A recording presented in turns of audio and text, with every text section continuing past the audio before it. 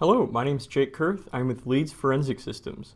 In today's video tutorial, I'm going to show how to mark up bullets for land and groove impressions, as well as pre-engagement or slippage. The first step is to load a sample that has not been marked yet.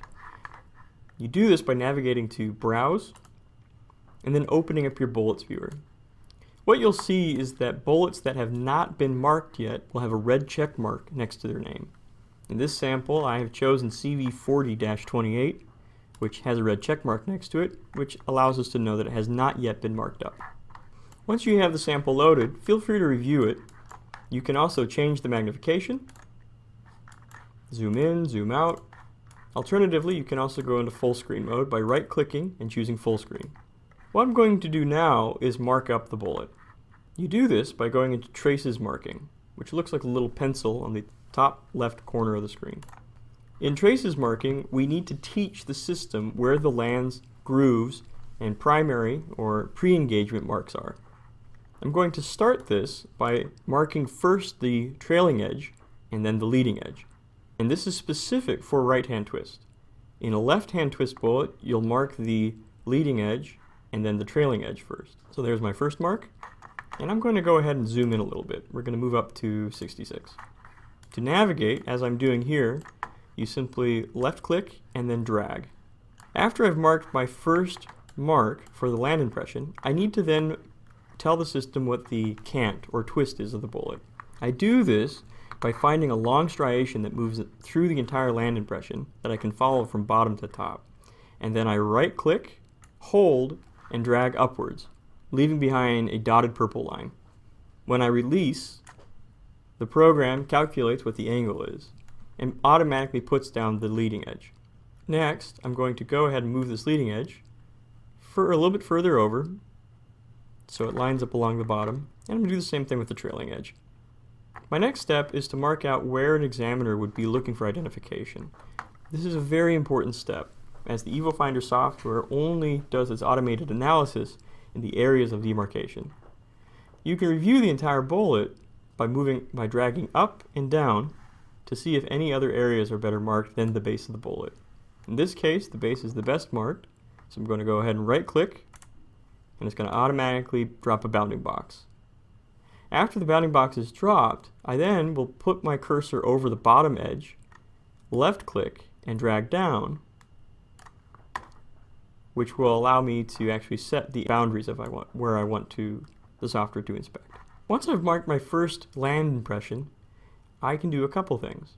I can navigate over by clicking and dragging to the next land impression and repeat the process. Or what I can do is simply click this Clone Land button. Clone Land, what it does is looks at the geometry of the land impression that you've marked out. It automatically calculates where the other land impressions should be based on the number of lands and the twist of the bullet. Now all I need to do is simply review.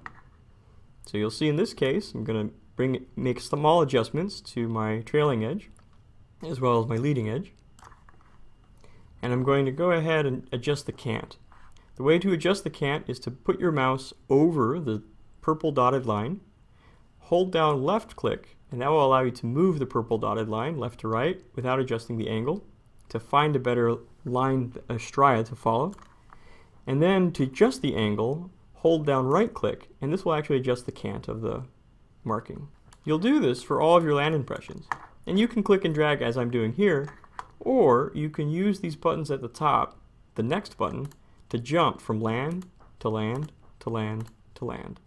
An important note is that the lands are numbered. The first land that you mark is land number 1, and you can see that at the top. My next step, after I've marked up my lands, is to mark up any grooves that I'm interested in. You can do this by mousing and navigating over as I'm doing here, or you can use the next button to jump around. I'm going to go ahead and mark this particular groove because it is well defined. I'm going to right click on my trailing edge, right click on my leading edge, and for the land impression I simply choose in the middle where I would like to do the comparison. Similar to the land impression, the groove impressions also have a thin dotted yellow line that will allow you to adjust the cant of the bullet. The next mark to demonstrate is the pre-engagement. In the Evofinder software, this is referred to as the primary trace. Once you've found an area of the pre-engagement that you'd like to identify for the software for auto-identification, simply navigate over to it, make sure that it corresponds, mark primary, corresponds with the land impression you are on, and click the button. This will then drop the primary trace mark. What you'll notice is the primary trace mark is you're going to mark out the furthest leftmost edge of the mark, and it's going to automatically analyze everything between the furthest leftmost edge and between the trailing edge of the groove or the land impression. To move it, simply mouse over, and similar to the purple line, left click will allow you to move left to right, and right click will allow you to adjust the angle of it.